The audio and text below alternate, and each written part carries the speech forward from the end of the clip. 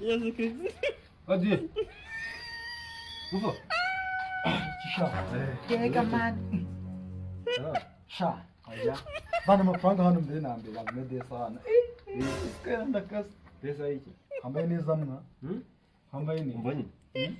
Ibintu by'amagambo urabigabanya. Yazık kız. Uri kujyana amafaranga yanjye. Byanze byo kuvuga ngo yambaye neza byo kuntera inzenya nawe.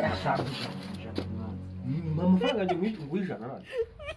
Uri kumamba n'uburyo nambaye ubwaka. Ntese byo kuvuga ko utari mideni. Magana arindwi. Magana arindwi nyine.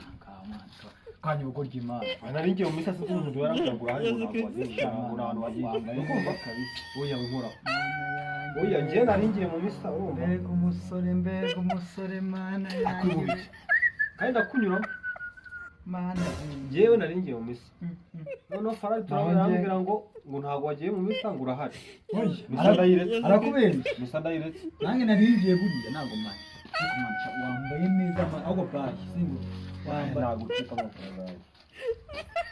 Mana windenganya nawe. Njye nta kintu ndi gusa wambaye neza mwana. Nese amafaranga yanjye byaza bizagira bite? Angigira pambagana. Yazık kız. N'imyenda wambaye iguze 80. Oya sha ibyo ngibyo byari byari amadeni gusa. Kimpa amafaranga yanjye nabimwatse. Urasigira amadeni. Ntagira se.